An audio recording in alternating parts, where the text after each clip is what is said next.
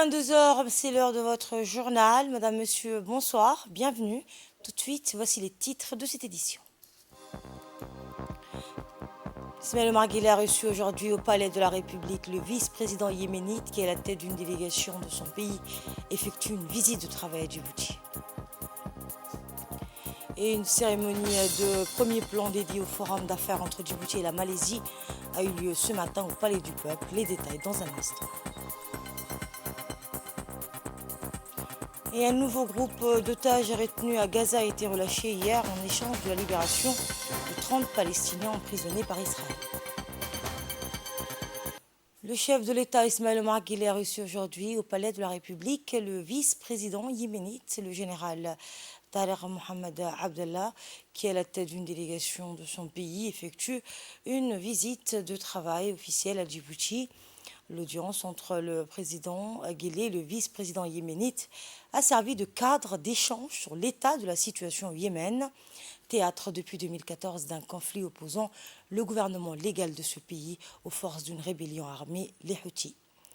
Les voies et moyens d'étendre dans la durée la trêve entérinée à plusieurs reprises entre les protagonistes de la crise yéménite et l'état d'avancement des pourparlers de paix et de réconciliation conduits régulièrement entre eux, notamment sous l'égide des Nations Unies, ont entre autres été évoqués au cours de cette rencontre.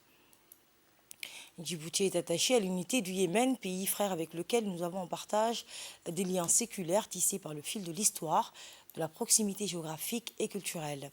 Le niveau élevé de solidarité de la République de Djibouti avec le Yémen est à la mesure de l'accueil, l'hospitalité et la protection systématique à laquelle notre pays se résout vis-à-vis du peuple frère yéménite à chaque fois qu'il est confronté à un cycle nouveau de conflits fratricides.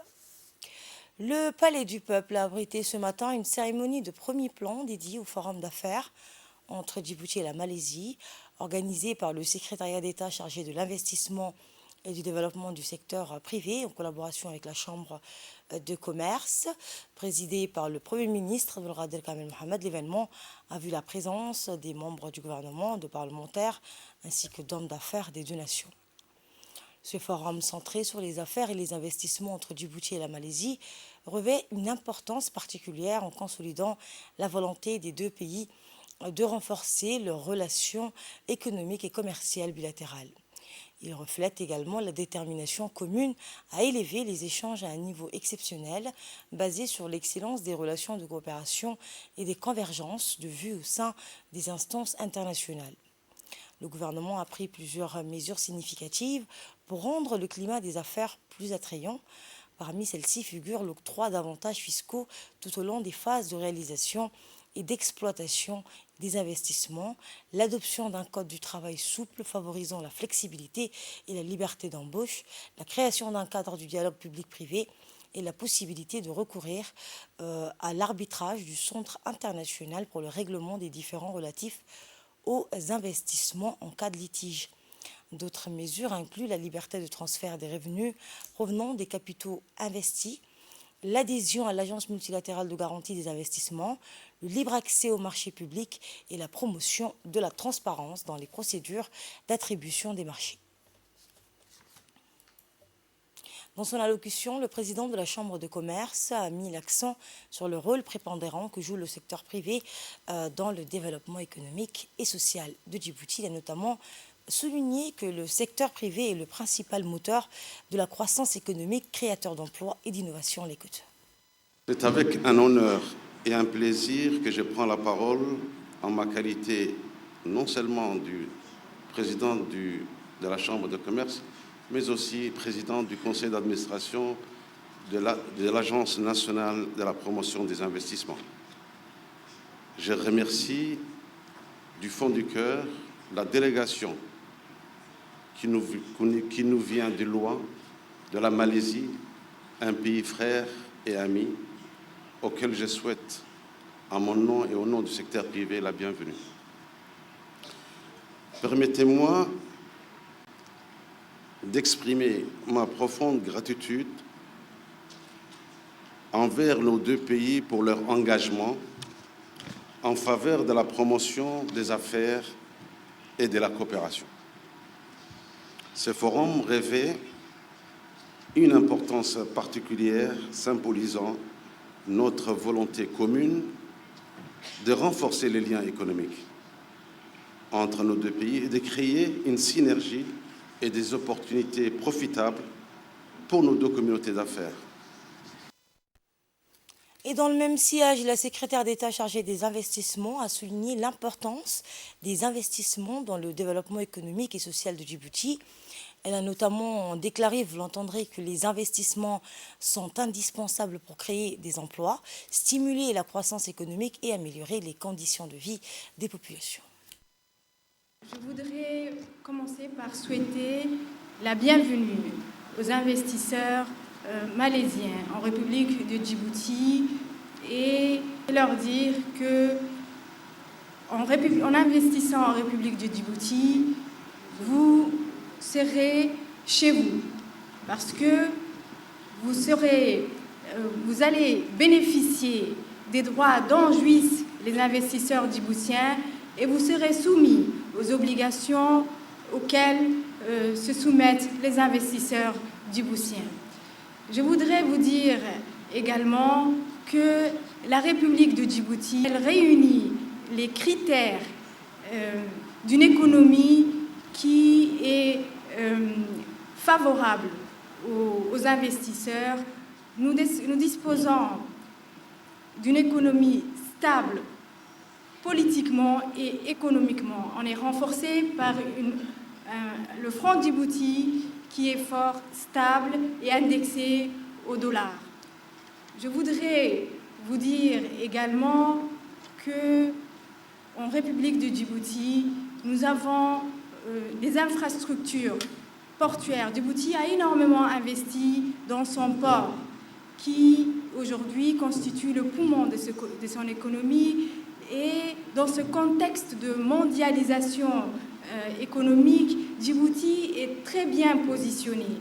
Elle a noué des relations stratégiques avec l'Afrique. En République de Djibouti, vous êtes dans une économie ouverte sur le marché du COMESA. Le marché du COMESA, c'est 700 millions de consommateurs, chers investisseurs venant de la Malaisie. Et le ministre de l'économie et des finances a pour sa part souligné que Djibouti offre un environnement favorable aux investissements. Le pays, dispose d'infrastructures de premier plan, un atout majeur qui change la donne.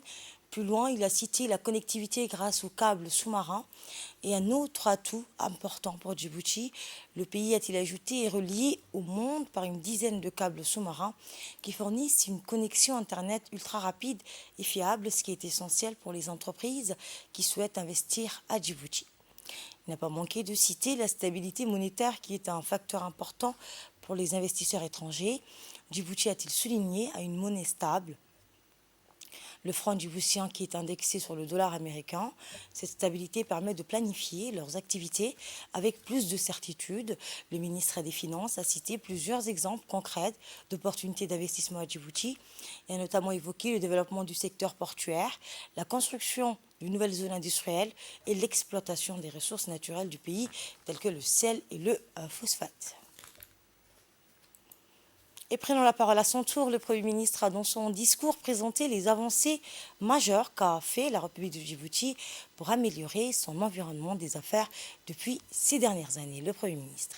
Le Forum d'affaires et d'investissement Djibouti-Malaisie est un important événement qui consolide notre volonté de renforcer nos relations économiques et commerciales bilatérales.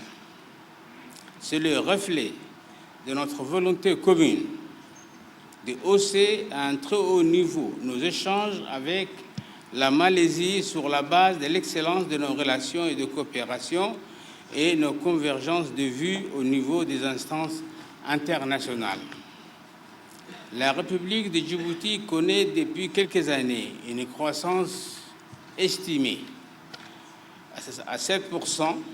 Cette performance est le fruit de la mise en œuvre d'un modèle de développement économique de notre président de la République et défini dans la vision 2035. Il consiste à faire une vaste plateforme logistique, de commerce et des services bancaires. Afin de réaliser cet objectif, le gouvernement a investi massivement dans des secteurs clés tels que les infrastructures portuaires, ferroviaires et de télécommunications. Nous sommes le seul pays africain à avoir 9 câbles dans ce pays. Toutefois, pour pérenniser les acquis et réussir à la transformation des objectifs en une économie moderne, performante et compétitive, il nous faut élargir le champ de nos investissements et l'éventail des partenaires. Et grâce à cet élan, nous serons en mesure de maîtriser mieux l'enjeu de la diversification de notre économie et de la primauté du secteur privé dans l'activité économique. Je tiens à rappeler ici que dans le cadre de l'amélioration du climat des affaires et des investissements de notre pays, a mis en œuvre une stratégie ambitieuse de réforme. Les résultats reflètent sans ambiguïté l'engagement des autorités nationales et les efforts consentis par les institutions nationales concernées sous la coordination de l'Agence nationale pour la promotion des investissements. Ainsi, les réformes réalisées n'ont pas manqué d'impulser une meilleure performance à notre environnement des affaires, ce qui a hissé la République de Djibouti parmi les 10 meilleurs pays réformateurs avec gain de points significatifs aux différents critères. La plateforme du guichet unique abrite et fournit aujourd'hui les prestations des services de 16 institutions publiques et parapubliques. L'ensemble des formalités et procédures auxquelles sont tenus les investisseurs sont accomplis en un seul lieu et en moins de temps et à un moindre coût. Et notre équipe sur place de reportage a recueilli quelques réactions à l'issue de la cérémonie, dont celle du directeur général de l'Agence nationale pour la promotion des investissements, M. Mahdi Dalaroupsi. La voici.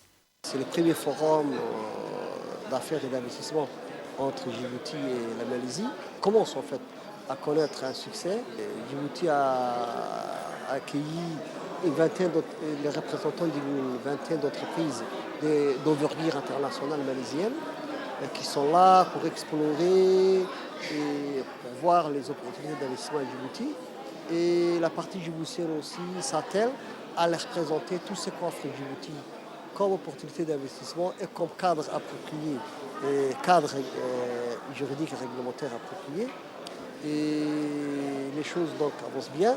Les deux pays entretiennent des relations diplomatiques et commerciales depuis longtemps, mais ces deux dernières décennies que ça a connu un boom. Je félicite le NPA de M. Mahdi pour organiser ce forum première fois. Djibouti organise le forum entre Malaisie et Djibouti. Et il y a une importante délégation qui est là. Et je pense que ça va bénéficier les deux pays pour le business. Et comme j'ai eu entretien avec les responsables des sociétés malaisiennes, ils sont très intéressés pour investir en Djibouti. Et je pense que ça sera une bonne occasion.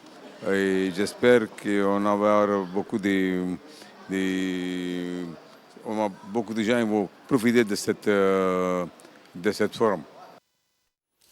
Et dans l'actualité également, la 173e session de l'Assemblée générale du Bureau international des expositions a eu lieu hier à Paris. Le ministre des Affaires étrangères et de la coopération internationale a pris part donc aux travaux de cette réunion. Il est accompagné de l'ambassadeur de Djibouti en France et les ambassadeurs Guélé Driss Omar et Moussa Mohamed Omar, respectivement directeur des relations multilatérales et directeur de la communication au ministère des Affaires étrangères. Les temps forts de la session comprenaient l'approbation du procès-verbal de la 172e session, le rapport financier de la commission d'administration et du budget, ainsi que la reconnaissance de la triennale di Milano 2025. Et la session s'est donc conclue par la présentation des projets des candidatures pour l'organisation d'une exposition enregistrée en 2030, suivie du moment phare de cette réunion qui a été le vote déterminant pour l'exposition mondiale 2030. Le ministre des Affaires étrangères a tenu à féliciter de vive voix son homologue saoudien pour cette élection. Retour à Djibouti. Djibouti Télécom a accueilli ce matin sur un site 6 sur le long de la route La Siesta l'installation d'un tout nouveau câble sous-marin établissant une connexion vitale entre l'Inde et l'Europe. L'arrivée de cette nouvelle inforoute sous-marine à fibre optique qui certes permettra à notre pays de réaliser son ambition de hub régional des télécommunications s'est déroulée en présence du ministre de la Communication chargé des postes et des télécommunications, Radouane Abdoulaye Bahadan, du directeur général de Djibouti Telecom, Mohamed Assoubouh, ainsi qu'une pléthore de hauts cadres et techniciens de l'opérateur national. Ce câble permettra de relier Djibouti à plusieurs autres pays tels que l'Italie, la Grèce, l'Égypte, Oman, l'Arabie Saoudite et l'Inde. Écoutez le directeur général de Djibouti Telecom.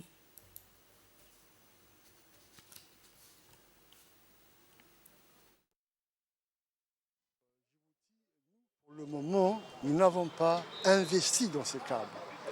Et cela prouve donc la position de hub régional et même international que nous avons su créer au cours des dernières années. Aujourd'hui, tous les consortiums de câbles qui traversent donc la mer Rouge et l'océan Indien souhaitent donc atterrir à Djibouti sans que Djibouti Telecom ou l'État djiboutien n'investissent $1. Donc nous avons créé une position attractive. Nous sommes également, pour votre information, la position la plus compétitive aujourd'hui dans la région Afrique de l'Est en termes de wholesale. Le 10 gigabits que Djibouti Telecom vend est plus compétitif donc, que le 10 gigabits qui est vendu à Mombasa au Kenya ou en Afrique du Sud. Une avancée significative dans le domaine des télécommunications pour Djibouti. Elle offre une opportunité sans précédent pour le pays d'être au cœur des échanges de données internationaux tout en renforçant sa position en tant que centre stratégique de connectivité régionale et mondiale. Écoutons le mot du ministre de la Communication chargé des postes et des télécommunications, Radouane Abdoulaye Bahadan. Aujourd'hui, on est ici le 29 novembre 2023 au Siesta pour accueillir le câble sous-marin IEX. IEX, c'est India Europe Express. C'est un câble développé et construit par un opérateur indien et les GAFAM font partie du consortium. Ce câble sous-marin a une longueur de 9775 km et il est doté de la dernière technologie en termes de câble sous-marin avec une capacité de 200 TB par seconde. C'est-à-dire que ce câble est très performant. Aujourd'hui, j'ai l'occasion d'annoncer à la population que les tarifs de téléphone et d'internet de Djibouti Telecom vont diminuer, Inch'Allah Ta'ala, en 2024. Sans oublier aussi la fibre optique qui va être déployée, non seulement dans la capitale, mais dans le chef-lieu, à des prix abordables. Le Kempinski Palace Hotel a abrité hier la clôture d'un atelier dédié à la fiscalité de l'ODD, présidé par le secrétaire général du ministère du Budget. Il a vu la participation de la représentante du PNUD à Djibouti et le directeur général des impôts, ainsi que les cadres du ministère du Budget et de l'Environnement. Durant ces 3 jours, les experts du PNUD et la direction des impôts ont débattu sur la question de taxation de carbone. Comme vous le savez, le changement climatique est une réalité incontestable et sa lutte requiert l'engagement de tous à tous les niveaux. La taxe carbone, un outil fiscal innovant et essentiel, se présente comme une réponse concrète pour inciter à la réduction des émissions de gaz à effet de serre.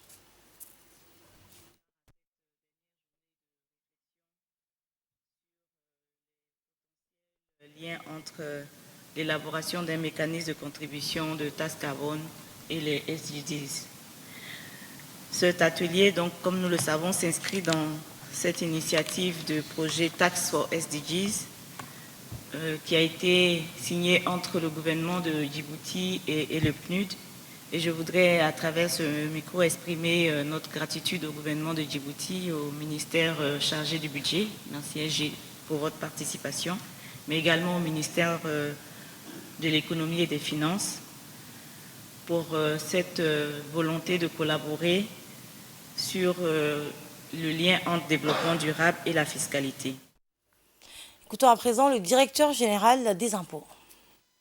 L'objectif de cet atelier qui s'inscrit dans un cadre d'un engagement pays que la Direction générale des impôts a signé avec le PNUD, qui a pour but de mettre en place, de voir un peu toutes les pistes de réflexion qui ont trait à la mobilisation de ressources et plus particulièrement à la taxe carbone. L'objectif de cet atelier, c'était de voir un peu qu'est-ce qui se passe un peu partout dans le monde et de faire l'inventaire des textes en vigueur en République de Djibouti. Et par la suite, au-delà de ça, je pense que nous avons échangé un peu sur la problématique, sur les différentes problématiques qui peuvent se poser. Et par la suite, à la restitution, on essaiera de voir un peu comment on pourra travailler ensemble sur une stratégie qui englobera tous les parties prenantes, à savoir le ministère de l'Intérieur, les contribuables, le ministère du Budget. C'est une entreprise que seule la DGI ne pourra pas décider toute seule. Donc il faudra que, au sortir de cette formation, je pense que les responsables de la DGI sont mieux outillés maintenant à l'issue de cet atelier et qu'on mènera à bien les activités nécessaires pour engranger un peu les ressources que nous pourrons mobiliser dans ce cadre-là. Voici à présent un extrait de l'intervention du secrétaire général du ministère du Budget. C'est avec un grand honneur et une responsabilité profonde que je m'adresse à vous aujourd'hui, à l'occasion de l'ouverture de cet atelier dédié à l'objectif de développement du millénaire, des objectifs de développement durable qu'on appelle aujourd'hui spécifiquement, et les ODD numéro 13 qui concerne les actions climatiques. Et c'est une heureuse coïncidence que notre atelier ait lieu en ce moment même, en ce moment où s'ouvre bientôt la COP28 aux Émirats. À travers cet atelier, notre objectif est triple: former, élaborer et auto-évaluer, en particulier en ce qui concerne la mise en œuvre de la taxe carbone. Nous sommes à un tournant crucial de notre histoire. Le changement climatique est une réalité incontestable et sa lutte requiert l'engagement de tous à tous les niveaux. La taxe carbone est un outil fiscal innovant et essentiel et se présente comme une réponse concrète pour inciter à la réduction des émissions de gaz à effet de serre. Toutefois, pour que cette taxe soit efficace, elle doit être conçue et appliquée de manière équitable et transparente. Elle doit aussi être adaptée à la réalité socio-économique de chaque pays. C'est pourquoi la formation est un pilier essentiel de notre travail. Nous devons partager les connaissances, les meilleures pratiques et les leçons apprises pour élaborer des politiques fiscales qui soient non seulement efficaces, mais aussi justes. L'élaboration de cette politique doit être inclusive, tenant compte des voix de tous les secteurs de la société. Les entreprises, les communautés locales, les organisations non gouvernementales et les citoyens doivent tous avoir un rôle à jouer dans ce processus. La coopération et le dialogue seront les clés pour assurer que la taxe soit non seulement acceptée, mais aussi efficace. Enfin, l'auto-évaluation est cruciale. Nous devons constamment évaluer l'impact de la taxe carbone sur l'économie, l'environnement et la société. Écoutons pour plus de précision le coordinateur fiscal. Dans l'actualité également, la réunion de clôture du programme de riposte à la Covid-19 de l'Union européenne et l'IGAD, organisée en collaboration donc avec l'Union européenne, l'UNOPS et la GIZ, s'est tenue à Arta. Et bien, la rencontre présidée par la République du Djibouti en tant que présidente tournante de l'IGAD a été l'occasion de clore officiellement la riposte conjointe à la pandémie de la Covid-19. La directrice de la division de la santé de l'IGAD et du développement social de l'IGAD, donc Mme Fathi Alwan, a accueilli les participants et a souligné l'importance de la planification en matière de santé numérique. Les discours ont mis en avant les résultats obtenus au cours des 3 années de mise en œuvre dans les 7 pays membres, malgré les défis rencontrés. Et pour sa part, le secrétaire général du ministère de la Santé a souligné le rôle crucial du Djibouti dans la réussite du projet. Il a exprimé sa satisfaction quant aux effets positifs sur la santé des populations, tout en évoquant les interrogations sur l'avenir de l'engagement régional. Les résultats attendus de la réunion comprenaient un récapitulatif des réalisations et des défis, l'utilisation des fonds, les projets inachevés avec leur justification et un rapport sur l'utilisation des dons par les États membres. Les recommandations des participants ont été documentées. L'unité de gestion du projet a annoncé la clôture du programme, le plan de sortie, la remise des dons et a souligné le rôle clé des États membres de l'IGAD dans la pérennisation des résultats obtenus. La réunion a également examiné la pérennité des résultats du programme en fonction des avancées réalisées, des enseignements tirés et des recommandations formulées lors de cette réunion et des réunions précédentes.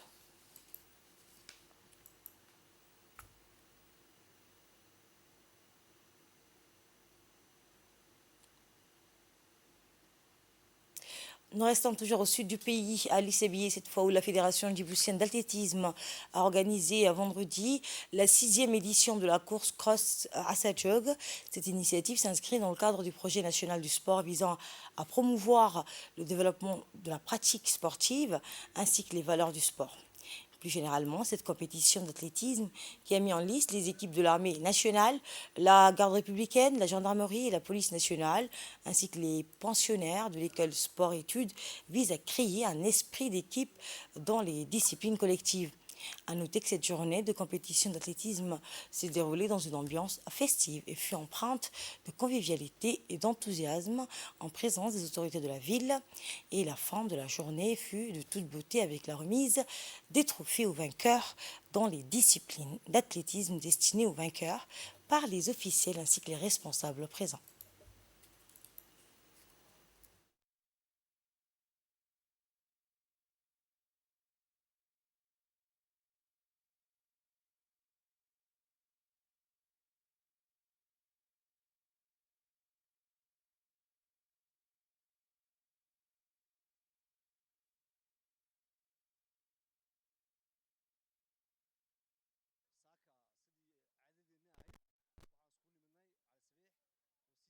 Dans cette édition, dans le cadre de la lutte contre les stupéfiants, la douane, en collaboration avec la police nationale, a intercepté une grande quantité de cannabis, d'huile de cannabis et de résine de cannabis au port de Djibouti. Les malfaiteurs avaient en effet dissimulé la marchandise dans des pneus de véhicules. Pour plus de précisions sur cette affaire, écoutons les propos du lieutenant Abdelhakim Ismail Hassan du commissariat de Hodan. Suite à une information obtenue par les éléments de la douane dans la journée du 22 novembre 2023, une cargaison de marchandises illicites a été interceptée au port de Djibouti. La cargaison a été transportée dans un conteneur à l'intérieur duquel se trouvaient 2 véhicules. Les produits stupéfiants interceptés étaient justement dissimulés dans le pneu de l'un de ces 2 véhicules. Le conteneur a été transféré par la suite dans la zone d'inspection de la douane 6 à BK13 d'Amco. Une fois constatée la présence des produits stupéfiants, la police a été saisie de cette affaire. C'est ainsi que les enquêteurs du commissariat de Hodan se sont transportés sur le lieu pour effectuer les constatations. Les produits stupéfiants ont été saisis et placés sous scellé. La marchandise incriminée était composée de 26 sachets de cannabis d'un poids total de 12,20 kg et de 27 sachets de la drogue électronique qui est l'huile de cannabis d'un poids total de 2,10 kg. 3 individus sont impliqués dans ce trafic de produits stupéfiants, dont les principaux auteurs, en l'occurrence l'expéditeur, est en cavale. Quant aux 2 destinataires, ils ont été arrêtés dans la nuit du 23 novembre 2023 vers 19h. Après enquête, les 2 individus sont déférés au parquet pour répondre à leurs actes. Une instruction a été ouverte et l'un des individus, en l'occurrence le destinataire, a été placé sous mandat de dépôt à la prison civile de Gaba. Il est à noter que la valeur de la marchandise illicite est estimée à une dizaine de millions de nos francs djiboutiens. Merci. Je vous le le disais en titre, un nouveau groupe d'otages retenus à Gaza a été relâché hier en échange de la libération de 30 Palestiniens emprisonnés par Israël. Après la prolongation pour 48 heures de la trêve entre la résistance du Hamas palestinien et l'armée israélienne, cet accord de trêve négocié sous l'égide du Qatar avec l'appui de l'Égypte et des États-Unis a permis jusqu'à présent la libération de 60 otages israéliens et de 180 Palestiniens écroués dans des prisons israéliennes. L'Organisation mondiale de la santé, donc l'OMS, a évoqué une augmentation massive de certaines maladies contagieuses. Et c'est la fin de cette édition. Merci de l'avoir suivi et à très bientôt.